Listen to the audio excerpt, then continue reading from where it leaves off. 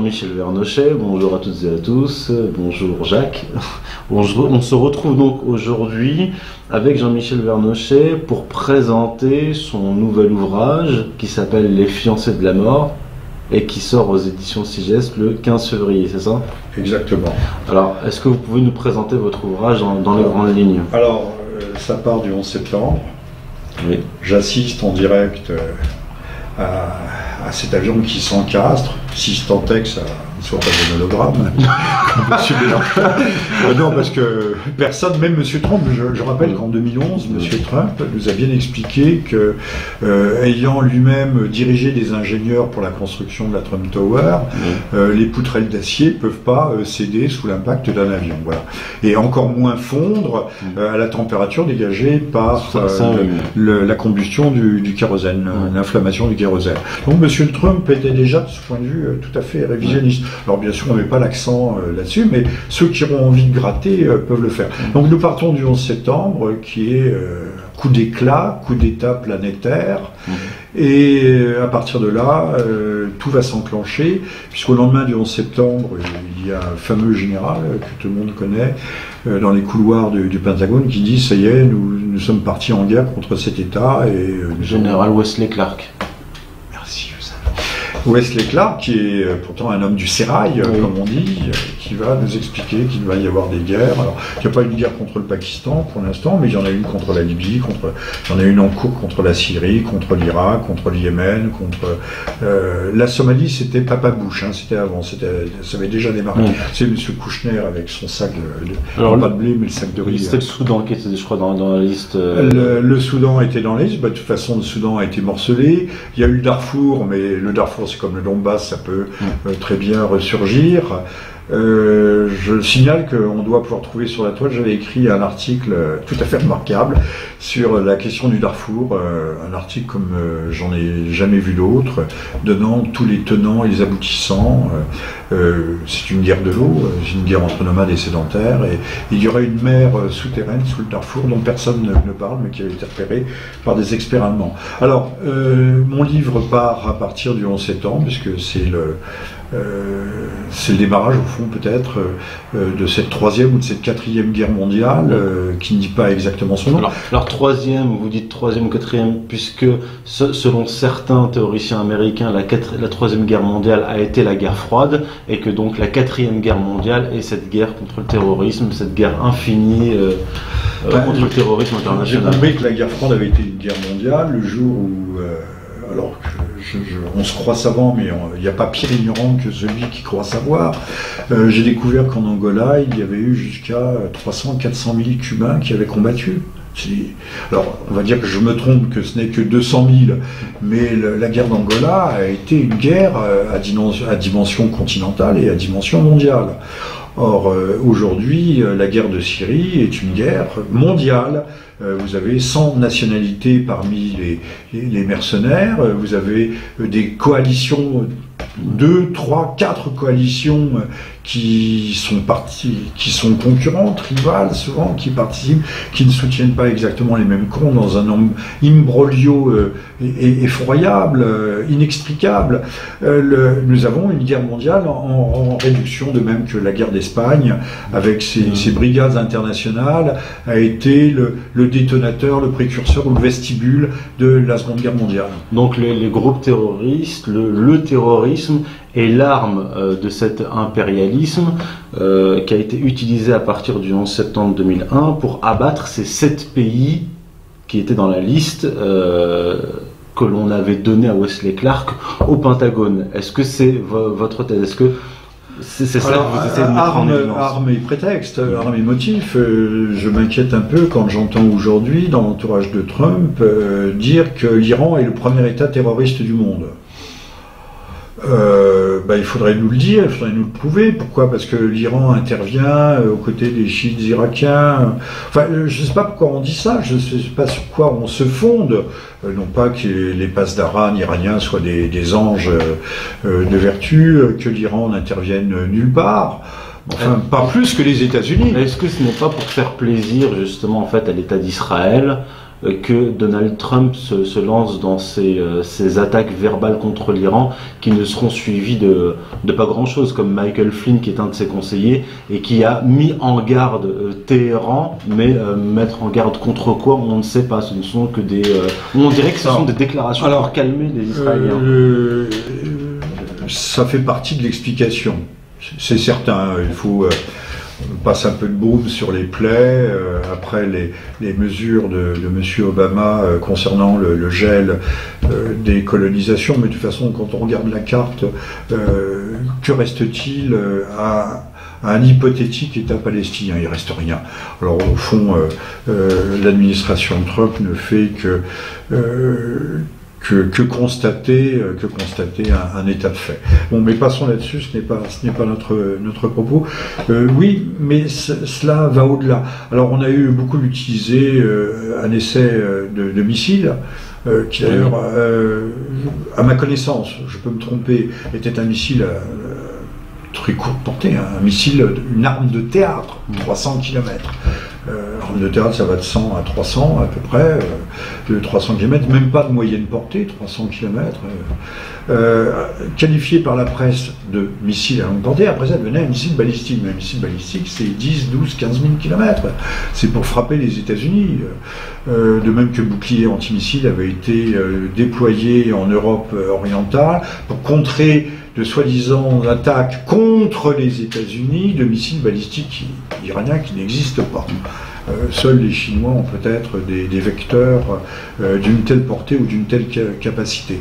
Donc il y a effectivement des ambiguïtés. Alors on peut trouver des explications simples, rassurer l'État d'Israël, acceptons-la, mais il y en a d'autres. Je pense que ça touche des questions de fond, et il y a encore des séquelles qui demeure de l'ancienne administration dans l'esprit, et surtout la perception des événements vus de Washington, qui n'est pas celle vue de Paris, en tout cas vue du Quai d'Orsay, n'est pas exactement la même. Alors il y a beaucoup, je m'inquiète du chemin qu'il y a à parcourir, on le voit aussi à propos de Madame Tymoshenko du Donbass. Madame Tymoshenko, femme souvent varie, c'est vrai qu'elle varie, mais c'est une virago, et on sait que la Russie, ayant récupéré, si je puis dire, la Crimée, ne la lâchera plus. Or, dans l'administration américaine, on en fait toujours un casus belli et une question de principe, comme l'on dit. Alors revenons-en à votre ouvrage. Donc vous disiez, vous êtes parti du 11 septembre, vous disiez que le terrorisme est un instrument et aussi un prétexte de l'hégémonie, ou plutôt de l'extension du chaos, en l'occurrence dans le monde musulman. Et quels sont vos pronostics aujourd'hui, actuellement, où en est cette guerre internationale terroriste? Terrorisme utilisé. La question est fondamentale, elle est intéressante évidemment, elle est difficile, elle est complexe. Le terrorisme, c'est un instrument à l'international. On s'aperçoit, et je m'étais trompé, je pensais que les Américains connement voulaient apporter la démocratie en Irak, et des amis plus lucides que moi, des amis orientaux d'Alexandrie, m'ont expliqué, mais non, Jean-Michel, trompe complètement. Ils veulent apporter la guerre civile, le chaos, etc. Autrefois, on régnait sur la division, mais la forme moderne de la division, c'est le chaos. Et c'est pas le chaos qui va s'avérer constructif, c'est le chaos tout court. Quand vous avez... alors on peut morceler les pays. L'Irak, ça sera entre Kurdes au nord, division ethnique, puisque les Kurdes sont des sunnites arabes au centre, chiites au sud sur les champs pétroliers. Les Kurdes ont aussi des champs pétroliers, et voilà. Donc on peut morceler les pays, mais si on a le chaos permanent, si on a une plaie putride, c'est encore mieux, parce que comme ça, vous n'avez plus d'ennemis alentour. L'Iran reste gênant aujourd'hui, parce que c'est un pôle d'accrétion régionale, un pôle de puissance. La Syrie, à une certaine époque du temps d'Hafez el-Assad, voulait le leadership, là j'utilise volontairement un mot anglais, le leadership régional, puis ça a été l'Irak, et aujourd'hui il y a, on dit, un conflit pour le leadership entre l'Iran et l'Arabie Saoudite, mais je pense que l'Arabie Saoudite ne fait pas le poids, et qu'elle le sait d'ailleurs. Il y a aussi la Turquie. Et il y a aussi la Turquie, mais la Turquie est quand même aujourd'hui peut-être en de mauvaises mains. Oui. En de mauvaises mains, avec un homme aussi qui varie. On ne sait pas très bien où veut aller M. Erdogan. Et il ne le sait pas lui-même, je pense. Si quelqu'un est imprévisible, c'est bien M. Erdogan, beaucoup plus que M. Trump. Donc, au plan international, le terrorisme et le méga-terrorisme est utile à ces guerres que je ne qualifierais pas comme Thierry Messon de coloniales, des guerres de conquête, en tout cas de dislocation des États-nations, qui permettra de cheminer, d'intégrer, d'aller vers l'unification du marché mondial et donc vers la gouvernance mondiale, la fameuse République universelle. Donc le terrorisme est déjà un instrument pour cela. Et ce terrorisme le plus particulier, ce terrorisme djihadiste, salafo-wahhabite, j'ai pas dit salafiste, j'ai dit salafo-wahhabite, je connais les nuances, est l'instrument idéal puisque c'est au fond une sorte, à l'échelle du monde musulman, qui regroupe 1,5 milliard d'hommes, c'est l'équivalent du communisme des bolcheviks marxistes-léninistes de 1917, qui avait une vocation mondiale. Et là, la vocation de l'État islamique, c'est d'allumer des focos. M. Che Guevara voulait des focos, lui aussi, mais M. Guevara était infiniment plus sympathique. D'abord, il aimait les chiens. Un homme qui aime les chiens ne peut pas être entièrement mauvais. Et donc, M. Guevara voulait allumer les focos, ça s'est rapidement éteint, sauf que la diaspora musulmane est de plus en plus perméable à cette nouvelle version, à ce qui prétend être la nouvelle orthodoxie de l'islam, à savoir le wahhabisme, et ça c'est proprement inquiétant, parce que c'est l'intolérance de l'intolérance. Et c'est un outil, et le wahhabisme est évidemment un outil. Alors, est-ce qu'on peut faire aussi le parallèle justement avec les mouvements anarchistes des 19e, 20e siècles sur le plan idéologique? Là, on a parlé des plans politiques et géopolitiques. Et lorsqu'on analyse le monde musulman actuel, en tout cas ces dernières décennies, on voit qu'il y a eu une chute de la croyance religieuse, tout comme l'Europe du 19e siècle. Et cette croyance religieuse en chute libre a été immédiatement remplacée par cette idéologie moderne. On doit la classer dans les idéologies modernes, qu'est le wahhabisme, tout comme le socialisme d'hier. Donc, est-ce que ce wahhabisme qui a pénétré les cœurs et les esprits des jeunes musulmans désislamisé ne peut pas être assimilé en fait à ce socialisme, l'anarcho-socialisme du 19e et 20e siècle, et pris dans le même mouvement avec le même objectif? Et lorsqu'on s'intéresse à l'anarchisme du 19e siècle, on voit qu'il y a véritablement une volonté de subversion mondiale. Alors, bravo Youssef. Cher digne élève, Youssef va pas être d'accord, mais enfin bon. Cher digne élève et grand élève, je suis fier de vous. Vous avez quasiment tout dit. Oui, le wahhabisme n'est pas une religion, ce n'est pas une foi, c'est une idéologie. C'est une idéologie au fond nihiliste. Ils veulent détruire, mais que veulent-ils construire réellement ou reconstruire? À part de l'utopie, ils vont peut-être nous offrir, comme M. Hamon, le revenu universel. 750 € par mois, en nous faisant payer. On a bien dit que toutes les transactions, quand vous irez tirer de l'argent au guichet, c'est une incidente mais rigolote, on vous prendra 5% de ce que vous aurez retiré pour pouvoir financer le revenu universel. Mais nous sommes censés tous en bénéficier, ce qui ne sera pas le cas, parce que on sait bien que l'égalité, c'est pas forcément pour tout le monde. Revenons à nos moutons. Le wahhabisme est une idéologie, et c'est une idéologie, vous avez bien noté, nihiliste. Mais alors je renvoie quand même à mon livre, parce que si je raconte tout livre, plus personne ne l'achètera, ce qu'il faut faire, parce que ce soit l'éditeur, que ce soit les auteurs, quand vous écrivez un livre, Youssef, c'est beaucoup de travail, beaucoup d'efforts, personne ne vous subventionne, vous n'êtes pas Monsieur Macron, non. Vous n'avez pas Monsieur Berger derrière, non, ni Monsieur Attali, ni Monsieur Mac, ni toutes ces grandes fortunes, ni je ne sais quelle banque, etc. et autres. Nous œuvrons avec nos faibles forces. Elles existent, nos forces, grâce peut-être à l'aide d'en haut. Alors, c'est un nihilisme nihilisme, même Bakounine a eu peur. Même Bakounine, qui est sans doute peut-être l'auteur, enfin celui qui a tenu la main de Netchaïev pour le catéchisme, le catéchisme terroriste, catéchisme terroriste, qui a servi, qui était le livre de chevet de M. Lénine. Même Bakounine sentait que ça allait trop loin. Mais ces gens voulaient, l'idée fondamentale, c'était la destruction. Or, je ne sais pas, l'État islamique prétend reconstruire son État, mais si les gens sont enfermés chez eux, ont peur d'aller au marché, que si les femmes ne savent jamais si leur mari, leur frère, leur fils, leur cousin, leur oncle rentrera après être sorti approvisionner la famille, ce n'est pas une vie. Enfin, il suffit d'entendre les témoignages, que ce soit à Alep, et ce n'était pas l'État islamique à Alep, mais également à Mossoul, on se rend bien compte que nous avons affaire à l'État bolchevique dans les 2 années de terreur rouge. C'était à peu près la même chose. Parce qu'il est aujourd'hui de bon goût et de bon ton de tout mettre sur le dos de Staline. Non, la grande catastrophe, c'est octobre 1917.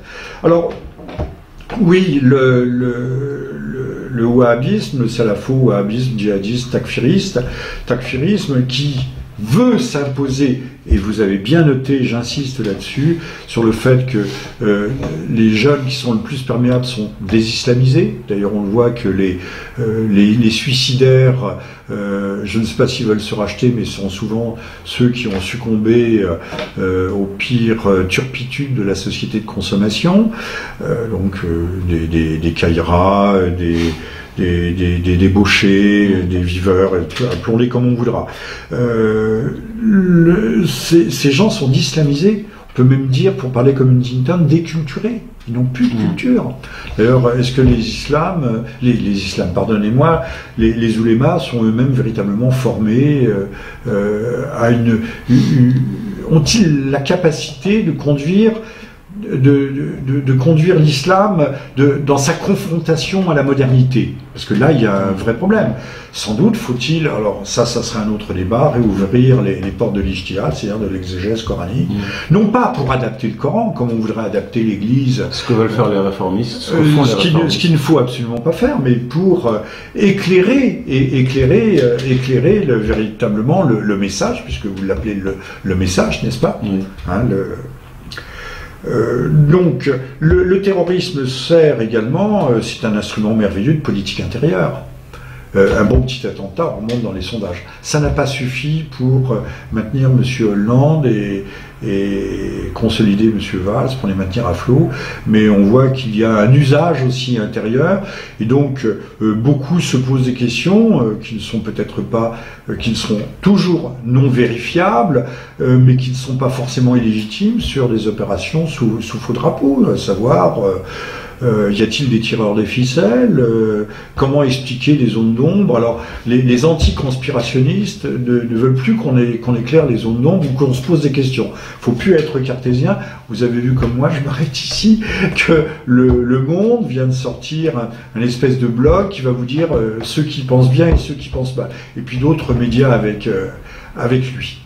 Alors, donc, pour revenir, peut-être pour conclure là-dessus, sur le plan idéologique, on peut dire, à l'instar en fait des grandes révolutions qui, pour moi, débutent avec la révolution protestante, la réforme protestante, puis la révolution cromwellienne, la révolution française, et ainsi de suite, c'est par des moyens nihilistes, on va abolir l'ordre ancien pour en établir un nouveau. C'est ce qui s'est passé d'ailleurs avec Mohammed ibn Abdul Wahhab et la tribu des Saouds. C'est-à-dire qu'ils ont détruit des milliers de vies musulmanes dans la péninsule arabique. Ils ont tué hommes, femmes, enfants, ils ont tout arasé pour pouvoir établir sur les cadavres un royaume saoudite. C'est ce qui s'est passé avec Cromwell, c'est ce qui s'est passé avec la République française. Donc on peut classer donc le wahhabisme dans ces idéologies, ces mouvements révolutionnaires qui dans un premier temps arrasent tout, comme en Irak et en Syrie, puis créent un État sur les cendres de l'État qu'ils ont détruit ou de l'ordre ancien. J'ai lu de nombreux témoignages de voyageurs, souvent juifs, socialistes, voire communistes moins, mais les socialistes s'étant rendus en Union soviétique en 1935-1936,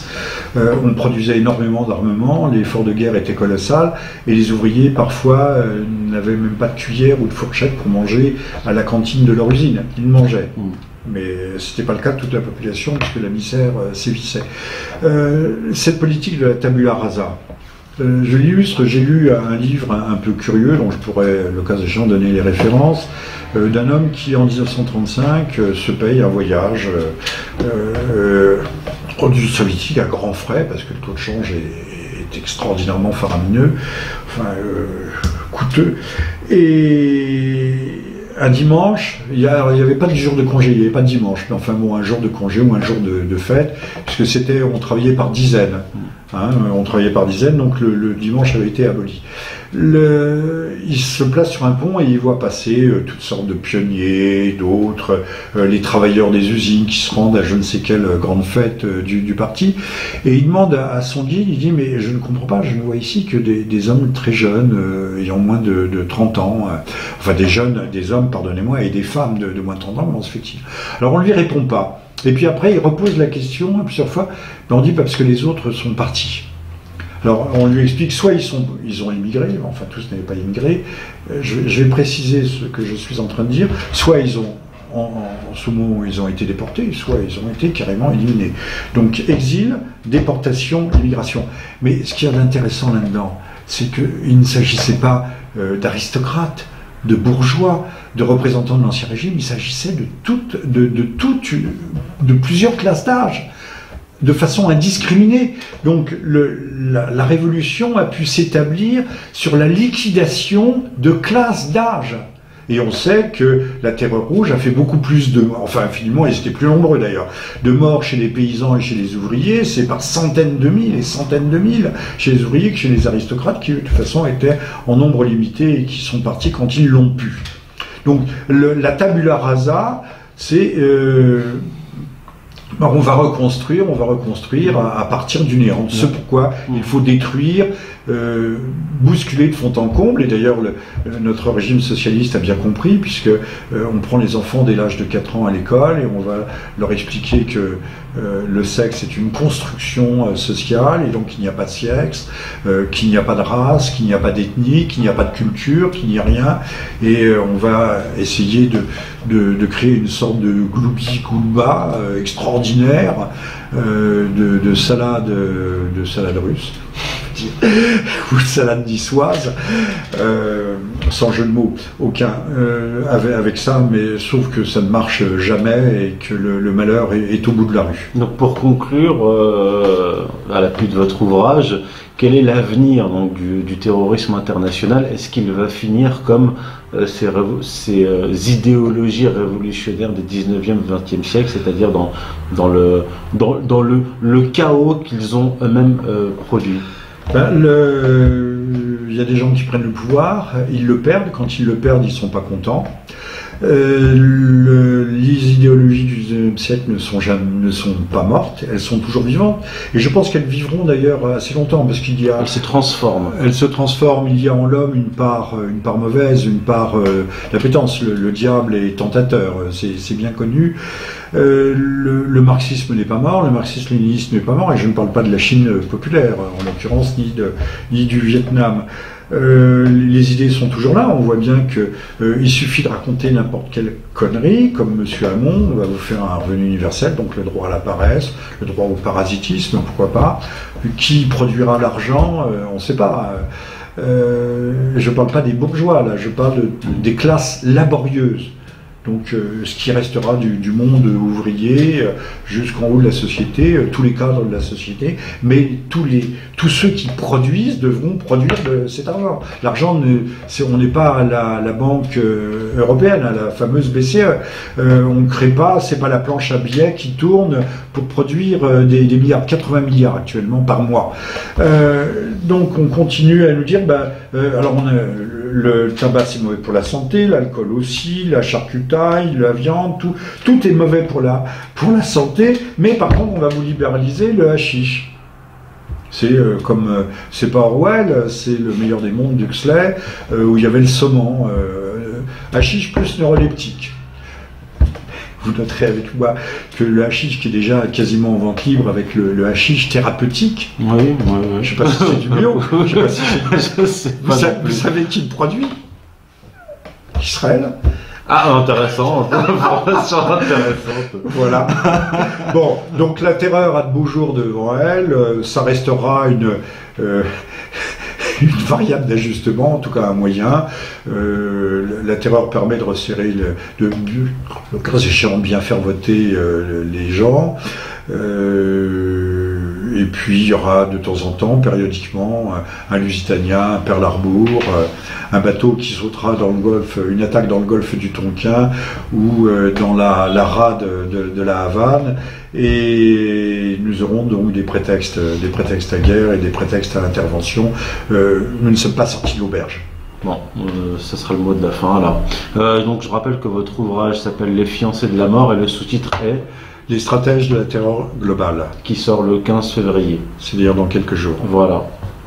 Merci Jean-Michel Verdechet. Merci à vous Youssef. À bientôt. Merci à toutes et à tous. Merci aux frères Buffet.